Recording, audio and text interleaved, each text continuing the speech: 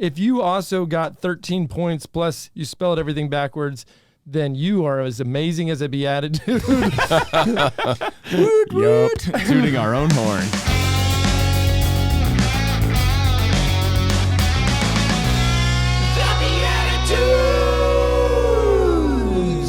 That's right, Beatitudes. Welcome back to another rip-roaring episode of the Beatitudes, a show for Christian men seeking authentic fraternity as we follow God's will, growing together in humor and holiness. And I am so grateful to be here with you. My name is Jeff Scheffelbein. I actually am one of the co-founders of the Beatitudes. I'm very proud of that. And I'm joined by two other co-founders, Nick Besner. That's me. I'm Nick Besner, co-founder of the Beatitudes. And Paul Kolker. Hi, yes, I am also one of the bro founders. Wow. All right. Well, I feel like there's... I can't get away with anything in my delivery. Wow. You know, we're entering into episode 41. It's happening right now. And as I think about what's been occurring here, I'm kind of just taking a moment to be grateful. Grateful just for the fact that we've had this awesome opportunity that somehow this dream and a wish turned into prayers and a really great podcast. So I've been enjoying this. I just want to show my gratitude for you guys. Yeah. Absolutely. Yeah. It's been a fun 40 episodes. I hope 41 turns out the same. A Also lot fun. of pressure here. Well, so for episode 41, we also have something that's becoming a recurring theme. Out-of-state guests flying in town to be on the Beatitudes. Yeah. And don't tell me you came here for work or some other junk. Okay? Of course not. You might have done work while you were here, but you're here for the Beatitudes. Of course I am. All right, Why ladies else and would I be gentlemen, here? you're hearing the baritone voice, the melodious voice of Steve Kass The sultry, dulcet tones. from New Jersey. Stephen J. Kass. Yeah, wait, what is your middle initial? B. Beast. B Steve for beast. For Beast. Stephen the Beast Cast. Cass, sorry. I believe it. Steve, welcome all the way from New Jersey. That Yeah. accent's not coming out, though. What's going on here? Are you Hey, originally New forget about Jerseyan? So I tell people I was born in New Jersey, but I'm not from New Jersey. Oh, you really were born I there. really was born there. Wait, you're on a hospital board, right? Mm-hmm. Were you born in that hospital? Believe it or not, yeah. Whoa. Yeah. Man, Yeah. they pegged you from birth. They did. Yeah. And he'll Yeah. be back. Yeah. We need service from this one. He put us through the ringer. Yeah. Yeah. Yeah. No, I was born there, but I've lived a bunch of other places. Why is that? Well, that's one thing that when you work for the U.S. Navy, you tend to get to go to a lot of different places. Like working for the Navy means you're in the Navy, or you were doing like ancillary work for them? Contractor? It means I was in the Navy, but yeah, I was a Navy officer for 5.5 years. Wow. Did that also happen at birth? Yeah, when I came out of the womb. Yeah, I was born. Sign 'em up. Yeah, I was born. I Destined came for out with the uniform on. Greatness. Well, you can set your mind at ease. So as you were, go ahead and let us know. I want to hear about that part. Why the Navy? What drew you in? Well, I was brainwashed from a very early age. My father was a Navy officer, and I still remember this day. My dad would tell me things like, "Well, Steve, the Navy is the only service." Oh, And so, from the age of basically 5, I kind of had my career path mapped out for me. close to your parents? Very, yeah. I have no brothers, no sisters. Both my parents were also only children, so it was pretty tight. We didn't have a choice. Well, I got to tell you, you got some dudes right here. Yeah. They care about you. Now, I know Nick's just getting to know you. Paul's actually done a radio interview with you before. Yep. Right? Yep. 1 or 2? 1. Yeah, I think we said 2. Both. Yeah. Yeah. Powerful. So here you are in the flesh, in the Beatitude studio. And speaking of flesh, how small is this table? It's cozy. It's really cozy. There's Handshake. more Can we do a flesh than table. Can we Let's do a just put it that handshake? way. Do a handshake. Yeah, let's do a handshake. Okay. Make sure all hands are Hey. accounted for. Let's keep it cleaner. Yeah. All right. Well, listen. I wanna go down this journey. I've never been in the Navy. Oh, really? I'm surprised. Believe it or not. It's hard to tell by my very focused efforts all day long in my military You're bearing. You're cadence. bearing. Yeah. Yeah. I know military words. No, I'm just kidding. I'm not gonna go there. Tell me about your tour of duty. So my first tour of duty, I was on a destroyer. I graduated from University of Rochester, and I was commissioned as an officer. And my first assignment was on a destroyer. So it's not like you did ROTC to then have correct. that. That's correct. So I was an ROTC at U of R, and then I graduated as commissioned as an officer, and I was assigned to a destroyer out of Norfolk. I had the really glamorous job of being the auxiliaries officer, which basically means it was an engineering position where you are responsible for everything that doesn't make the ship go through the water. Really exciting things like the ice machine, the toilets, the air conditioners, the refrigeration units. I mean, all of those do use water. Right, but they don't make the ship go through the water. Fair. That's fair. The more I listen to you, the more I feel like maybe I was in the Navy. I've used those things. And it's really, when people ask you, what do you do? I had my colleagues say, well, I'm the gunnery officer. I'm the combat information officer. I'm the auxiliaries officer. Like, ooh, wow. So I actually made stuff up after a while, and I told people I was the ship's dental officer. Oh. But we didn't have a dental officer. Anybody ever show you their mouth? Absolutely. Yeah. Yeah. I used to give all these talks to incoming freshmen at Texas A&M, and A&M has this cadence where they say, howdy, my name's Jeff Scheffelbein. I'm a business management major from Fort Worth, Texas, and a proud member of the Fighting Texas class of 2000. Like, everybody has that exact cadence. You know exactly when you're supposed to whoop or scream or whatever. And, man, I was given a talk like 5 times a day all summer long. And so I started throwing in, I'm a triple major. I'm studying French biology and business management. And people come up afterwards and be like, how are you carrying that workload? I'm like, darling, I don't even know what I said when I was up there. Yeah, we must be related somehow, because that's exactly, we'd pull into a port in France, and, you say, well, what do you do? Well, I'm responsible for the ship's air conditioning units. That doesn't really work too well. No, but when you say you're a dentist, it's kind of believable, right? Yeah. And people are like, ooh, really? Yeah. But in France, if you were the auxiliary officer, you used your real title, and they said, oh, what do you do, Mr. Steve? You could say, I take care of the wee-wee. Yeah. I could, I never thought of that. I wish I had. My social life would have been a lot better. I mean, also in France, they don't know what air conditioning is. So, is that novel. too soon? Is that too soon with the heat wave going on over there? Nothing's too soon on this show, Paul. Oh, fair. That's fair. True. Yeah. True. Okay, so you're the auxiliary officer. Mm-hmm. So did you even see the places you went, or you're below deck? No, I every single port we pulled into, I got to see, get off the ship. You're drive on the a ship. Destroyer. Yeah. That sounds like it's pretty fierce. It got that way. Yeah, we were.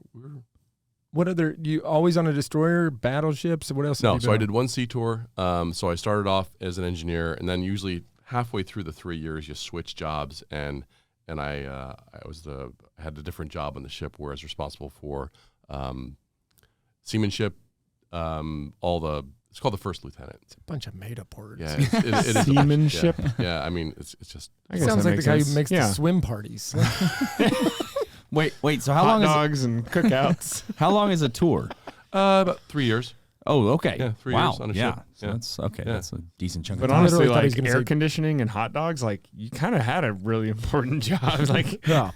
But most of this, when I wasn't responsible for engineering stuff, I did a lot of. I was on the bridge driving the ship, so a lot of navigation, a lot of ship driving. You literally drive it. You give commands to the person on the helm, and you tell them the direction you want to go. Starboard. Ho. Yeah, exactly. Well, no, you don't use the word ho. What do you say? Like, what's a command you would say? Right standard rudder, steady course, 050. That's a cheat code. That's what I was going to guess. Up, down, left, right, left, right. Bank appear. The ship starts to hover. Wrong code. Okay, wait. So, but that explains. You mentioned the length of a tour. That explains why Navy officers have trouble learning the alphabet, because they spend 3 years at sea.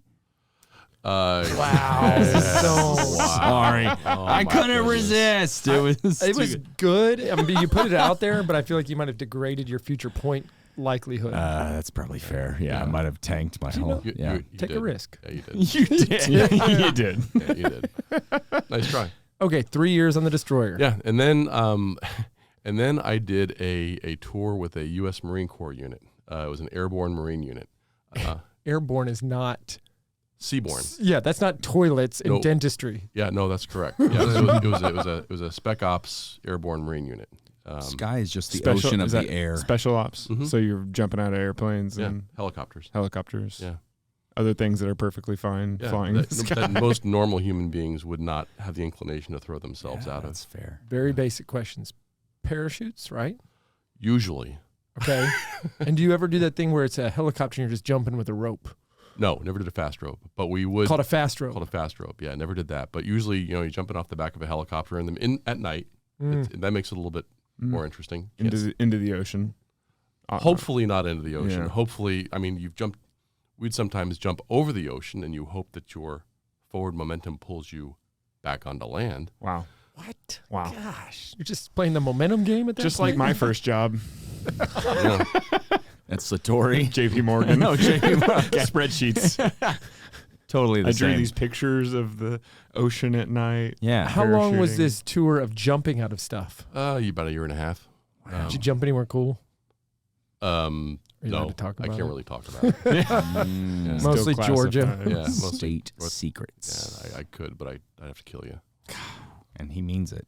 Yeah, well, He pulled out a gun when he said that to you. go to YouTube to see that Paul's lying. It's fair that you finally turned that around on me. At the _ Beatitudes, the YouTube. Yeah. Type that in on YouTube. Oh, that's how it works. Yeah. Chat GPT, take me to the Beatitudes. I talked to that thing. Okay, keep going with this. Ever been underwater? I mean, like not swimming. Dude, I've Hold your breath. been underwater so many years of my life. It's not even funny. Let me see your bank account. How are you looking right now? No, never in any. No submarines, no submersibles. Well, I built them for a while. Go Oh. on. Yeah. So after I got out of the Navy, I worked for Electric Boat, General Dynamics, and I was It's a clever name. a nuke submarine design engineer. So I did Whoa. that for a little while. Nuclear. It was powered by nuclear energy, or it had nuclear weapon heads, or I can't really tell you. It might have. Yep. But I can neither confirm nor deny that, any of those things. I love this. Most of the show is just going to be us trying to ask questions, getting shot down. Classified. listen, ladies and gentlemen, our guest right now is Steve Kass, and everything we're talking about is Cassified. So. Oh. And if Well you done. missed that, you don't have the proper clearance. Yeah. I got more, but I'm going to hold on to them. Save it. Okay. In the Navy, how do you find love in the Navy? Like you're jumping out of planes, you're, I don't know. You haven't said anything about trains yet, but it seems like there's a lot going on in the Navy that I didn't know about jumping out of airplanes in the Navy. Yeah. So Somewhere along the way, you found love. I did find love. My wife was a Navy officer, so we met on active duty. So she was a Navy Nurse Corps officer. How'd you meet? We met at the Navy birthday ball. Every Navy installation, including Marine Corps installations, have a gig on the Navy birthday, and my wife was there, and I was there, and we met, and that was it. So what's the birthday of the Navy? October 11th. Okay. Do you still celebrate it? 13th. 11th, 13th, something like that. It's been a few years. Not the 12th, though. No. We know that. Yeah. But you're in charge of hot dogs and bathrooms, so do it whenever you want. Right. I don't know where we're going on this one. I don't either, but let's go. Yeah. I do know that we are going to talk in a little bit about the incredible work you're doing to educate young minds. But first, we're going to educate you with a little game. All Called right. Blessed are the joke makers, Awesome. for they shall inherit the 63 points. I thought you were going to say 11 or 13. Yeah. Now that he's got a commanding lead after the last episode. All right. So the way this is going to work, we've got a character card and a prompt from the Catholic card game. And so as this character, we have to answer this prompt, and you get to decide who did it best, Yep. or who just who did it tickled, or worst. I mean, but whoever you want to give points to. Your own criteria. Yeah. Whatever tickles your fancy. So the character card is, as a rebellious teenager, answer the prompt, a lesser known Bible story is about blank.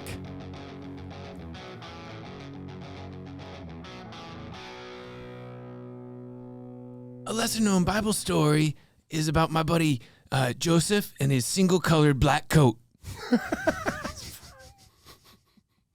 He's pulling out big guns. He is. This is good. A lesser known. Hey, Johnny. lesser known Bible stories about the time the pony boy went over to the socials and he started stoning them for not believing in Jesus. Pony boy? Went to the outsiders. Pony boy Curtis. Nice. That's like That's a deep It's cut. like a Jersey thing there, yeah. right? Are they from Jersey? Sure.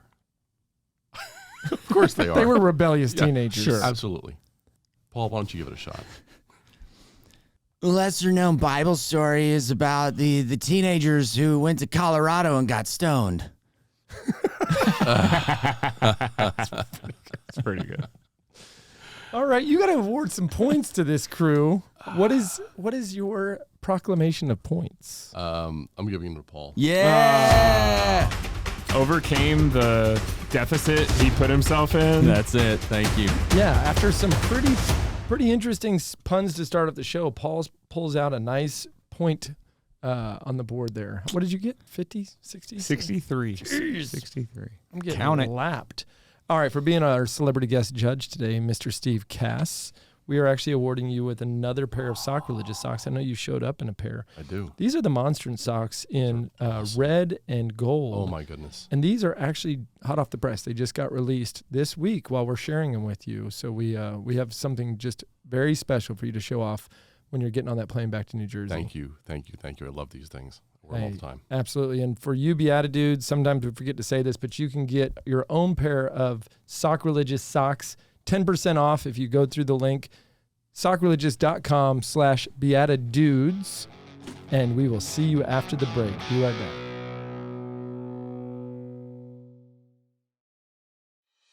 Hey y'all, this is Jeff Schuffelbein. When Nick and I set out to start our new company, Undivided Life, we were really concerned about how would we cover the healthcare needs of our growing families, and we were so excited to find a company that fit both our medical needs and our faith beliefs perfectly. It's called Solidarity Health Share. It is an ethical alternative to traditional health insurance. We're never part of sharing in the medical costs of anything that goes against the teachings of the Catholic Church, making it a great alternative for Catholics and Christians alike. Solidarity is very affordable, which is perfect for a large family or for a new and growing business like the one we've started. So visit joinsolidarity.com today so that you can get started with us. Let me tell you about Decided Excellence magazine. Decided Excellence is a great resource reaching thousands of families in your local community. They've got original content featuring local families and notable theologians like Scott Hahn. If you're looking to grow in a specific way, they can be a great partner for that as well. They partner with thousands of parishes creating parish magazines. If you're a business owner, Decided Excellence can be a great way to advertise to homeowners right there in your backyard. And if you're looking to earn a little bit of extra income, Decided Excellence has a partnership program where you can become the owner and publisher of your local magazine. So partner with Decided Excellence and begin growing together today. Hi, it's Paul Kolker from the Beatitudes here, and I just wanted to share with you guys that I also, outside of the show, perform improv comedy on a regular basis with a group called Divine Comedy.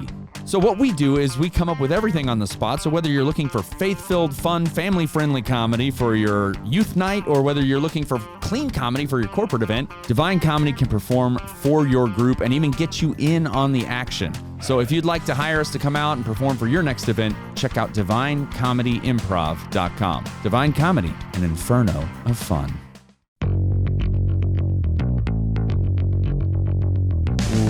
Welcome back, everybody. We are sitting here with Steve Kass, former Navy officer, nuclear submarine engineer of sorts, Yes. hot dog engineer of sorts. I've engineered some pretty mean hot dogs, Nick. I like my ends burnt and crispy. There we go. You ever engineered a hot dog? Speaking of hot dogs, I haven't. I don't want to know what goes into a hot dog. You really don't. You really don't. It's all the leftovers. But speaking of hot dogs, I enjoy a good hot dog at a sports game from time to time. I hear you teach a class covering sports and spirituality. What is that all about? I do. So I teach, I'm an adjunct professor at Seton Hall, which means I don't do it for a living. My wife is the real professor. She teaches there full-time college of nursing. And I'm an adjunct professor there in the Department of Catholic Studies. So sports and spirituality looks at the intersection of those two things. And a lot of people come to the class, they have no idea what it's about. They just know that you have to take what's called a core class. That's a core class? It's a core class. Wow. Sports and spirituality. Well, it's one of them. It's one Sign of them. me up. You've got there are a whole host of core classes. Sure. And Sure. so Sports focuses on the core. Yeah. right. So does spirituality. Yeah. Sorry, keep going. So the whole purpose of the course is to talk about the ways in which sports intersect with spirituality. So what's at the overlap of that Venn diagram? Yeah. So when you think about it, and the way I teach the course and the points I try to convey to my students is that if you want to get good at anything, right, it's not going to happen by osmosis or by accident, right? If you want to go out and you want to train for a marathon, you just can't sit on the couch and say, you know what, I think I want to run a marathon tomorrow. It doesn't work that way. Right. So there has to be some sort of effort and intentionality put into it. And it's the same with your spiritual life. If you want to grow in your holiness, it's not just going to happen. You can't just sit on your couch and say, you know what, I think I want to be holy this week.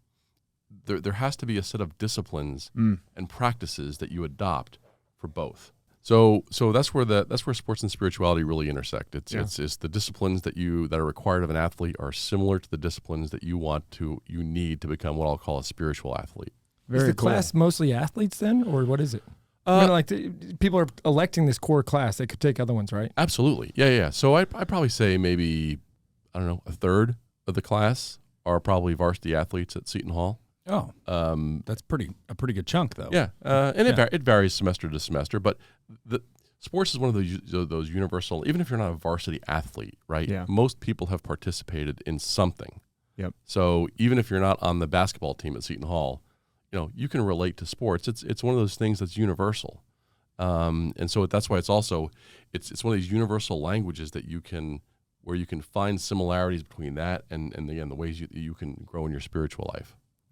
What's something I don't even know where to begin? Like, what does the syllabus look like? Like, what's something unexpected that comes through that in your class? Right. So it starts out, actually, the first part of the class starts out talking about the nature of the human person. So the human person is this unique reality created body and soul. Mm-hmm. And the tendency, I think, today is to really discount the body, right? Everyone thinks about the soul. Well, I have to grow in holiness to take care of my soul. But my body, it's going to rot in a grave, and I don't really worry about it. Interesting. But that's a very dualistic idea. And so we start out talking about what is the human person. The human person is this unique construct of body and soul, both. So it's both and. It's the whole both and thing with Catholic theology. Yeah. Both and need to be nurtured and are worthy of growth and development. And you have to focus on both. Well, and then you really can discipline the soul through bodily disciplines. 100%. Yeah. Yeah. Wow.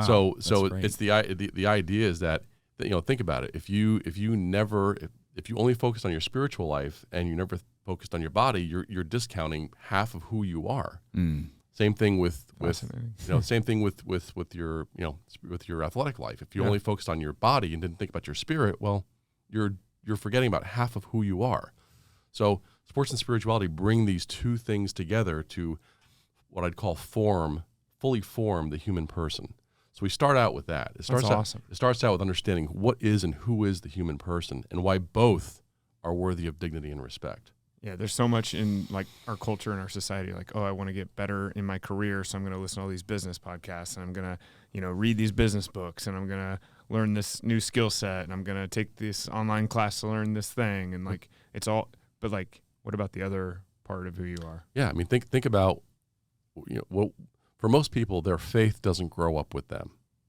Right. And you stop going to religion class as a senior in high school, if not earlier. At best. Yeah, if right? not earlier. So what would it be like? You're unique. I don't remember doing anything my senior year of high school. But yes. So but you're saying like, Yeah, I mean, stops. eighth grade maybe some people make it that far, or CCD, that kind of stuff. Exactly. Yeah. So what would it be like if you stopped your educational formation at 8th grade?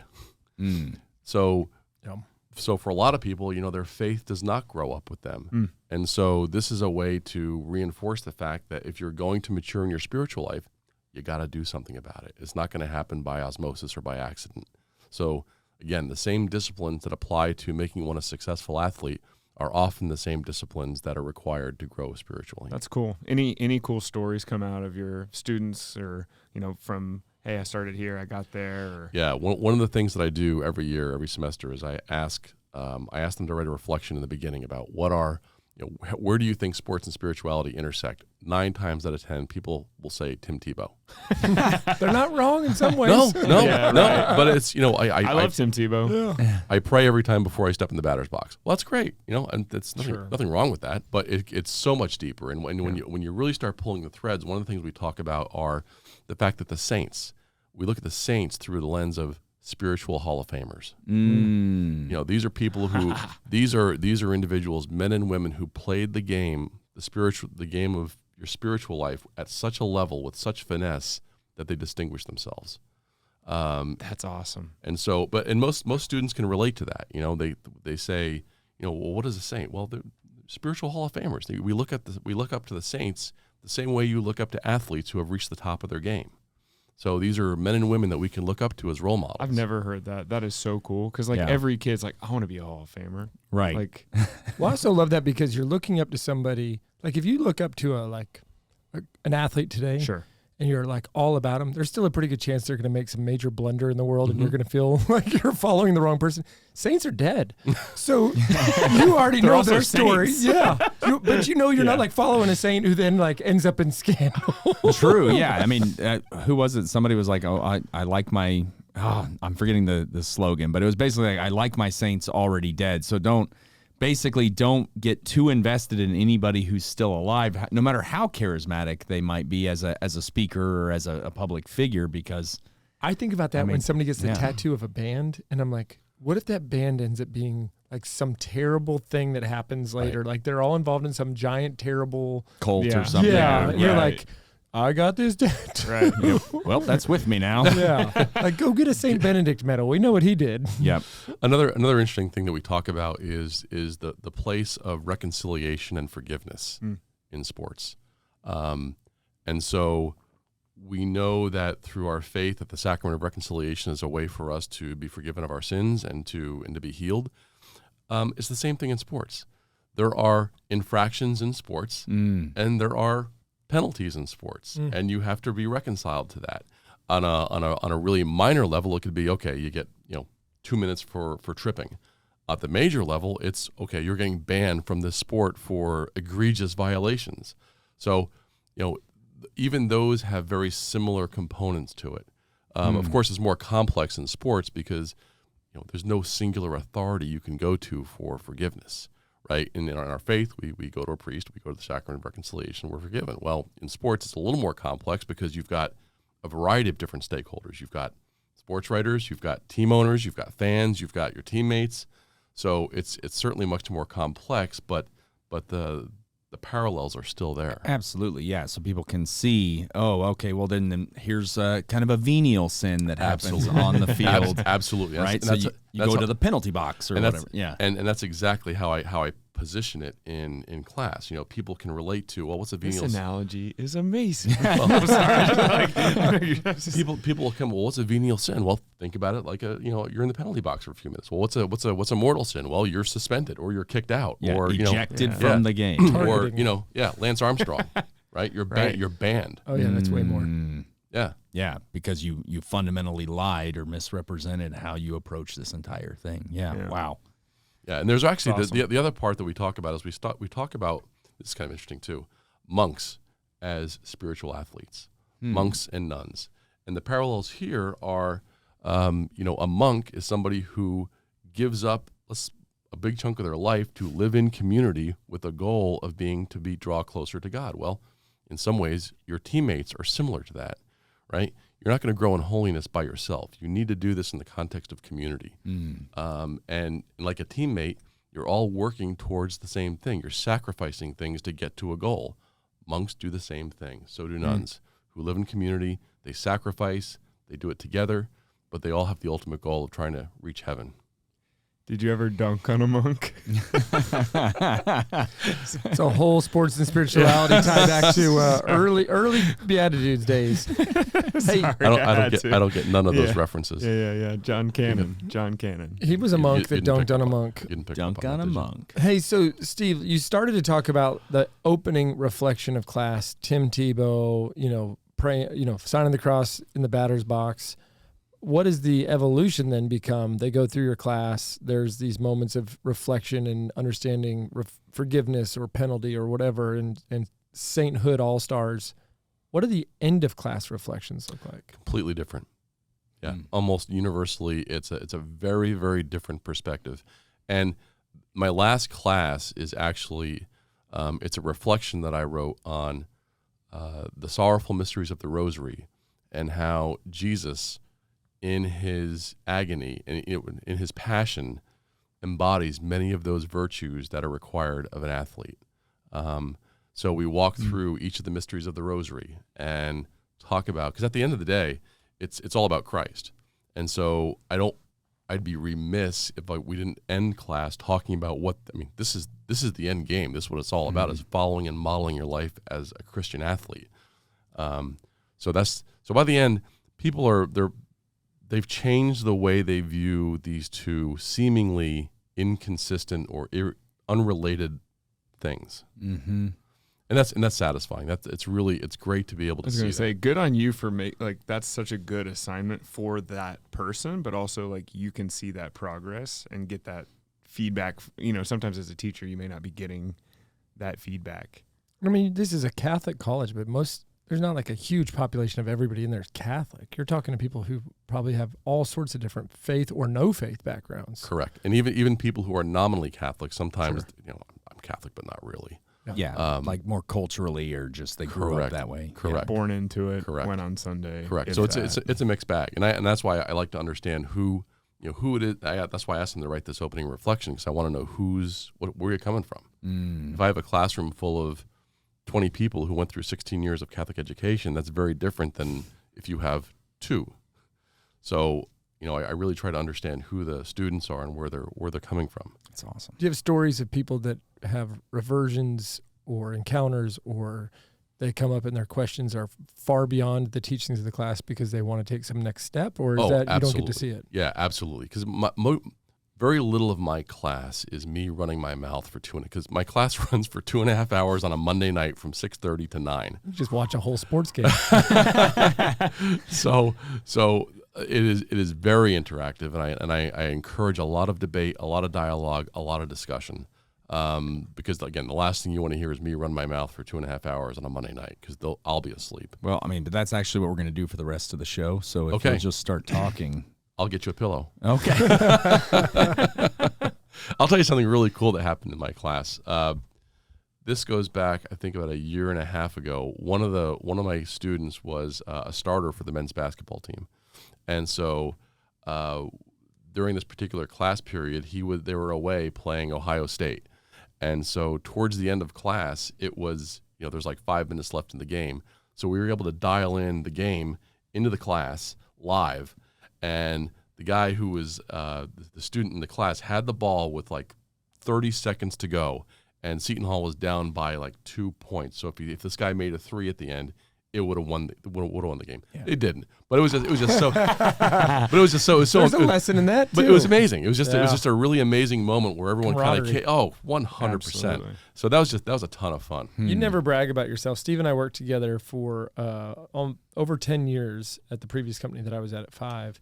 And I got to watch firsthand this whole, I'm going to become an adjunct professor. At first you were teaching Saints on Film. Yep. That's another course that I taught. Again, I got to imagine people walk in there with one perception and they leave with another. I've taken some of your quizzes. They were pretty fun.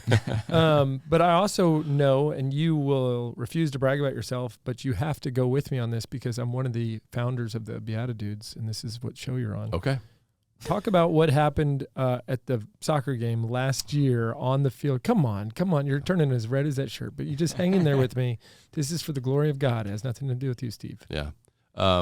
It was an amazing, amazing moment on 2 levels. So I was recognized the women's soccer team had an award they give out I guess it's every year. I'm not sure how frequently they do this, but it's called the Most Valuable Professor Award, an MVP award, and the students get to pick a professor that that they believe had a significant impact on who they are and their spirituality and their time at Seton Hall. I was honored by 2 students who chose me as their MVP professor from the women's soccer team. So they had a game where they brought the professors out on the field and they gave you a little certificate and you posed for pictures with the students, and it was so amazing. But the other amazing part was there were 2 colleagues that I work with. I was actually in New York City that day at a co-working space, and I was telling my coworkers, I gotta go to Seton Hall because there's this gig at the women's soccer game. These two coworkers showed up at the game with me, unbeknownst to me, not with me, but they saw them there on field, and all of a sudden these 2 coworkers show up. I was so overcome by the gesture of these students to not only recognize me for having a good class, but by these 2 coworkers for taking the time to be there with me. That is awesome. Cool. It was one of the, I'll never forget it. I always think that, and we'll probably cover some of this on the bonus too, so stick around on Friday for that release. But you without siblings and without aunts and uncles, you see a depth of community differently. The way you talk about coworkers as family, the way that you look at your students as people that you're raising and not just people that need to get a grade and you think teaching's kind of fun. Like there's some element of like depth or meaning that you put into things that other people sometimes just don't put the intentionality in. Yeah, it's so this firsthand. I mean, Ambrose is my godson. Yeah, my fourth is your godson. Yeah, so where I'm short on biological relatives, I'm very long on spiritual relatives. Steve came to the house last night just to hang out a little bit, and Ambrose is a guy who takes a little bit of time to warm up. He's 4 years old now, and he knows that Steve is his godfather. But it's not like we see Steve all the time. So he was having a little bit of trouble warming up. He finally comes over and for some reason crawls into Steve's lap, sits there, asks for my phone. And I'm like, yes, sir, whatever you want, Ambrose. And he goes, take a selfie. I want to take a selfie. And we flip it around and he's like, I hold it. And you've heard him on the Todd Storch show. He's very demanding with cameras.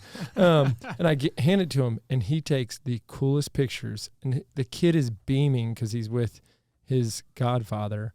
And if you'll remember, when Ambrose was born, it was very, very difficult day, very tragic day. His lungs aren't opening. And before I could, kind of start worrying about the rest of the world, I made sure to call you so that you would know that your godson, because we didn't know we were having boy or girl, that your godson was born. And then, Steve, I got to say this because I know you very well, especially on a spiritual level. I was so grateful that you and my niece Katie were the godparents because I said, great news, little boy's born. Here's his name. Now you got to start praying. Yep. And the prayers worked. Yep. So I'm, like I said, I while I don't have a ton of biological relatives, I've been blessed with so many friends that are my family. It goes beyond just genetics. It goes the spiritual DNA that binds me to many people is deeper than I ever would have expected. Yeah. Well, you've built up you've built that through your intentional work for putting in the hard work, as you talk about the athletes that didn't happen by osmosis or just because you got a nice title on a business card. Your friend Steve, that's what your spiritual buddy. Right. It's interesting to me to speak freely about this at 5 at the energy company where we work together. How many people would say things like, I'm having a problem, or I'm now wanting to get serious about my spirituality, I'm going to Steve, or somebody who said, I'm getting more serious about my faith, but I feel like a grumpy person. I'm really glad to know Steve's so serious about his faith because he's sometimes a grumpy Catholic. You know exactly who that I know exactly. That's awesome. No, but you end up being a light to others, and even people who don't, you make it so approachable. So I can only imagine kids in your class, because people don't have to see the world the same way you do to feel like loved and heard by you. Yeah. Thank you. Thank you for that. Cool. Well, we do a deal on the show. It's called the Beatitudes Question, TBD deck. And we're going to ask a question. We want everybody at home to play along with this too. And this is for all 4 of us to reflect on. And it's a pretty simple one. It's just, what is something in your life that you wish you could do or know at a mastery level, but because you haven't put in the time, you haven't put in the reps, you're still in, let's just call it beginner, novice, just definitely far away from mastery level. And I'm happy to just give a quick reflection first, and I'll kick it over to you, Paul. Okay. Mine is, I think about this a lot, and we had Dr. J.J. Sanford on the show. I think this whole concept of a liberal arts education and philosophy and reading these great writers, I've gotten through parts of Plato and parts of St. Augustine. I haven't touched Cicero. Like, I really actually want all that stuff. But because I never had it, I feel like I'm trying to piecemeal it together. And I haven't carved out the time to say, I'm doing this. Yeah, +1 on that. Yeah.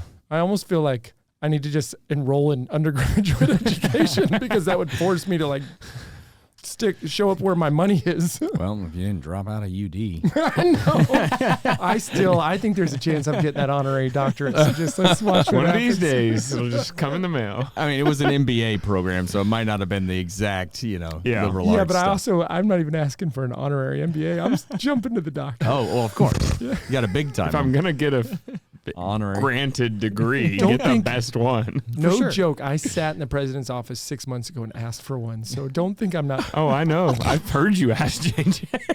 You're a big fan of the ask and you shall receive promise. Yes. You can always start high, and then PhD. All right, well, okay. How about a master's? Let's just settle for that. Let's But just settle for that. do you remember you have the same coach I did, and you've met him, Kevin Bear? Yeah. Make unreasonable asks. Yeah. It's awesome. What do I lose? You say no. I still dropped out of UD. No degree. No, I have a college degree from a different college, Texas A&M. If you've never caught the show before, thank you. All right.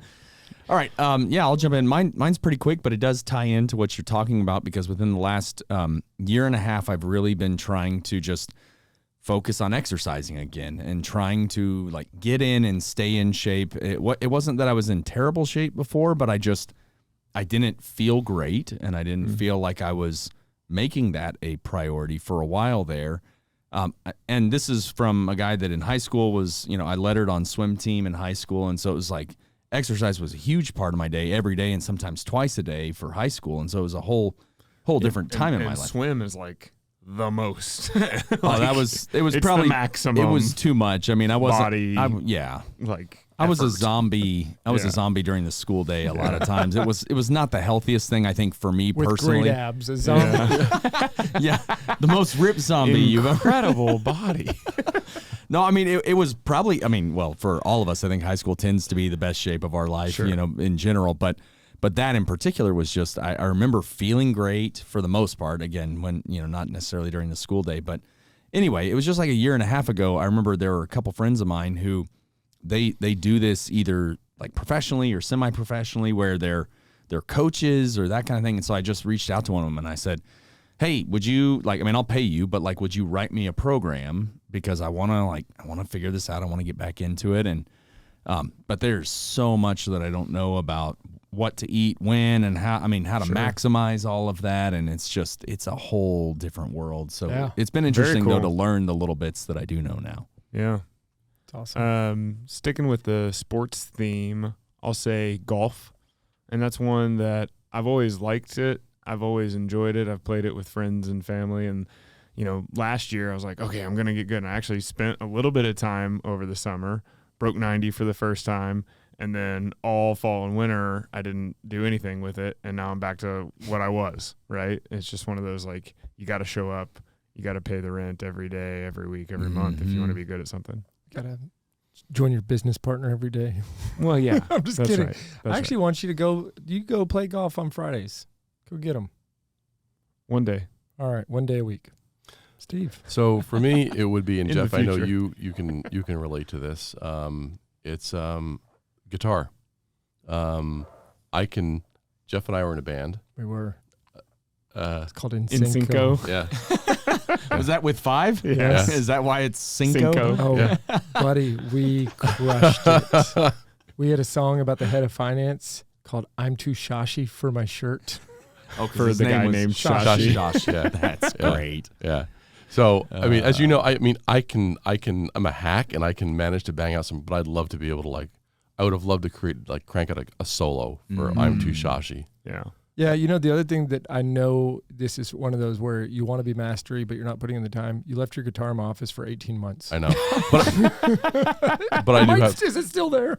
yeah, it is. It is. Yeah. But I have two. I have one. Okay, that's fair. Yeah. For when he Yeah. travels down. There you go. So when we get the band back together. That's going to happen. So, Steve, we finish every show differently, and it's kind of like The Simpsons starts differently. We finish the show differently. And so what we want to do here is called Reverse Simpsons. But instead of us coming up with Reverse Simpsons, we thought with you being Professor Kass, Kass is in session, that it would be time for you to quiz the Beatitudes. Do you have a name for this segment? It's called the quiz. All right, the quiz. But there are names of the segments. So. Okay. Well, So we're excited about this. Seton Hall notebook over Yeah, there. Oh no, he's pulling out. Okay, so how do we do this? We have to like talk out loud to come up with the right answer. Is Yeah, that right? so there's Don't look. What are you doing? I'm not looking. So there's a group. Oh wait, how many points? You got all that worked out? Oh, yeah. Oh, I'll shut up. I So got He's a here's professor. Yeah, I got Yeah. I got this. He's done this before. He's a professional. So the minimum passing score on this exam Oh no. is 10 points. 10 points. All my old anxieties are coming flooding back. Okay. So now so the first three parts of this are group. It's a group effort here. Okay. So this first section is called Festivus All right. for the rest of us. Don't look at his paper here. Yep. So what you have to do Festivus for the rest of us. is you have to give me all of the feast days that you can name in the month of July. All of the Catholic feast days. And you've got 10 seconds to give me as many feast days in the month of July as you can. Are you ready? And just call them out. Okay. Ready? Go. Independence Day. No. Saint Anne. The Feast of St. Anne? Mm-hmm. How about the... Oh my goodness. I You can tell better you get two June of them. 29th. I can tell you August 22nd. I got those 2 months. You better get two of these. Okay. If you're saying that, Isn't then St. Thomas Becket in July? let's just name saints. Well, no, but I know he was recent. Maybe he was the end of June, so I'm getting mixed up.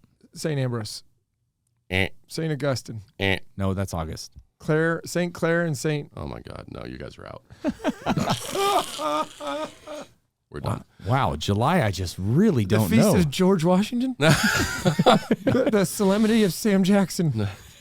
How about the Feast of St. Benedict? Come on, I was gonna get through all my kids eventually. Oh wait, my wife just made You just had it at your house. yeah, she made a Benedict. special. They did eggs and Benny for Yeah. Oh my You told me goodness. about that too. Oh, and the next night is Louis and Zelly Martin. And how about Bonaventure, the article that you sent me the other day? Of course. All right, so you got one. You got 1 point Under the for gun. you got 1 point For for trying? Anne. No, you got someone said Saint Or Anne. they said did for have saying the Saint word Anne. and. Yeah.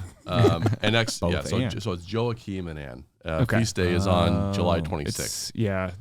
There's a 9-day Navita going on. I wrote right now. 1 points and made it plural just to make me feel better. Yeah. All right. So this next section is called Beata Deuteronomy. Oh, We're stealing that word. it's amazing. Yeah, Beata Deuteronomy. love it. And so what I'm going to do is I'm going to read one of the Mosaic laws in Deuteronomy, and you're going to say if it's true or false. Oh boy. Yeah, this is not gonna make us look good. We're gonna be losing our super Catholic. Here's the thing. You just play this game. Yeah. All right. Here's your and then you can all debate and discuss this amongst Sure. yourselves. Okay, yeah, let's help each True, other. true or false? You have to bind God's word on your head, but binding God's word on your arm is optional. I think that's false. I do. I also think that's false because they have the is it the phylacteries? I think Mhm. that they wrap Yeah. around their arms, and I Yeah. think it had to be around their arms. I agree with false. You're right. False. Give yourself a point. All right. I think Go the team, minimum go team. we're You're getting there. 20% of our way there. Okay. Minimum passing grade. True or false? All winged insects are unclean. That's false.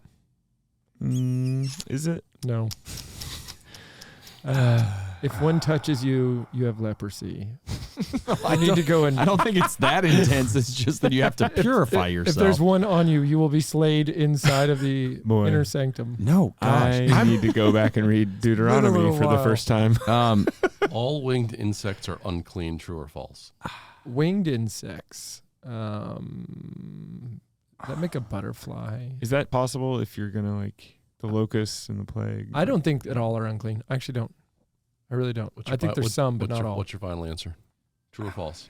I'm a toss up. I'll go with it. False. False. You're wrong. It's true. All winged insects are unclean. Deuteronomy 14:19. Okay. Check it out. Man. Sorry, All right. guys. Sorry. I wasn't really confident. I just had to say something. Yeah, that's fair. I should have picked All up right. on that. True or false?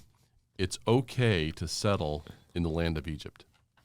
It's okay to settle in the land of Egypt. Right. False. I agree with that. False? Yeah, I don't think it's okay. That's correct. I'll outsource. That's Yeah, correct. you have to go into the land which the Lord That's has promised correct. to you. So that's correct. You get a Yeah. point for that. Okay. All right. Great question. It is okay to sow grain or herbs in a vineyard. I think that's false because you're not supposed to like In mix. a vineyard, you wouldn't want to mix. You're not Yeah. supposed to mix them. Agreed. Give yourself a point. I think we're at Nice. 40 That's points. 4. You're at 4 points. Good job. Okay, Times 10. We're getting there. Flying colors. You cannot decide a case based on the evidence of a single witness. True That's or false? true. True. Give yourself a point. Okay. All right, here's your last one. Last one in Beato Deuteronomy. Okay. You are not allowed to work with cattle set aside for sacrifice. True. I believe that's true also. I'll go with true on that. Give yourself a point. Good Nice. job. Good job. All right. You got 5 points here. No, we actually, that was 5 I on think that that one. got us Plus up you to gave us a 6. 1 Yeah. point All on right. the first one. Okay. So 6. All right. This next one is called Virtue Stew. Stir it up. Virtue Stew. You got to be kidding me. All right. And you can all work on this together. Okay. I want you to name all the cardinal virtues and all the theological virtues. Okay. Theological, faith, hope, love. Ah, And then cardinal, it's prudence, temperance, fortitude, and justice. He's right. You get bingo. Give Yep. yourself 7 points. All right. You We're passing. passed. Yeah. Let's Good go. job. We're at 13. Thank Okay. you. Good job. Prudence All right. is the charioteer of the virtues. Yes, well done. Thank Excellent, you. excellent, excellent. Because we all have chariots in our front in our Absolutely. garages. Yeah. All right, so here's the last part, and this is called spelling Ebe. Spelling Ebe. It's dyslexic. Right. So it's spelling Oh, my goodness. Okay. spelling I'm- Ebe. Let's All right. do this. I love Okay. this. All right, Nick. So what you're going to do is I'm going to give you the word, Okay. and you have to spell it backwards. But don't write anything down. And this is going to be the deciding. This is going to be who comes out on top here. 'Cause- Okay. Oh, who's on top anyway? Yeah. Okay. So Nick, your word is Eucharist. T. Yes. Good job. 5 minutes later. T. Keep going. TSIRAHCUE. Yep.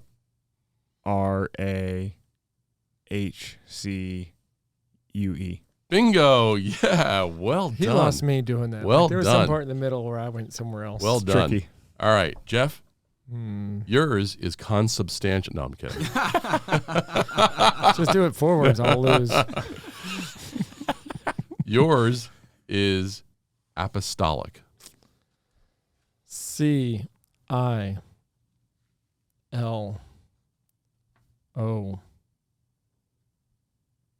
TS. Keep going. OPA. Yeah. Way to my go. gosh. Whoa. You get lost Yeah. in the vortex. Yeah. What's so weird? 5 minutes later, No. bragging on me. Y'all, I actually just went into a complete dream state, like a coma. I just experienced a whole lot of stuff and came out and finished it.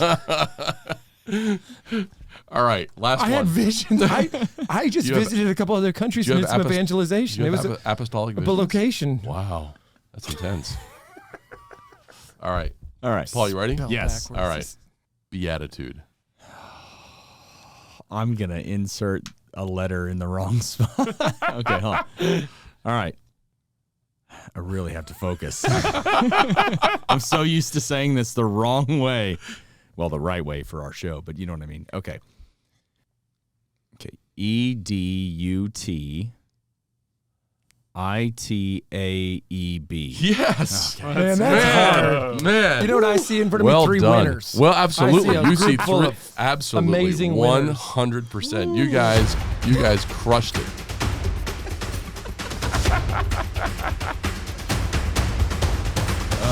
I may not know liberal arts, but I can spell backwards if you give me enough You're time. a spelling Ebe.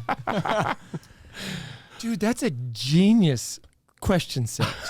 So good. So good. Yeah. Can I get random for a second here? Is that allowed? No. I think so. As a co-founder. Thank you. Co-founder. That's a big title here. I ran a bar trivia thing at my house over the weekend for a couples shower. My wife was like, entertain us, just go do this. And I came up with a question that is so hard to do. What I found is somebody covering a song from the early 2000s, and they look like a celebrity. She looks kind of like Taylor Swift, but she's very clearly not, and somebody's playing guitar next to her. But she's not singing a Taylor Swift song. So the quiz was read my lips, and you had to read her lips while she was singing. But while she was singing, I played a Taylor Swift song, also slowed down to a really weird amount of speed. So you couldn't not listen to the Taylor Swift song because it was like trying to read the lips warping of a you different song. of a girl who's not even anybody. And it was Hit Me Baby One More Time. And I mean, like, people were staring at the screen like the brain was melting. That is intense. Yeah. Jeff just coming up with things that are entertaining For him. himself. That's the way we do it. All right, folks, stick around for the bonus show with Steve Kass. Can't wait to see you there. If you also got 13 points plus you spelled everything backwards, then you are as amazing as a beatitude. Yup. Tooting our own horn. Collectively, it's a team sport. Sure. Yes. Yeah. Absolutely. Yeah. You guys are great. Thank All right, you. Jersey boy, we'll see you in the Eucharist. God bless. Thanks for tuning in. If you'd like to join us at our undersized table, subscribe to the video version of the show on YouTube by typing @ that's the symbol @ so shift and 2 on your keyboard, @the_Beatitudes on YouTube. We'll see you there. This podcast is part of the Spoke Street Network. For more great podcasts, visit spokestreet.com.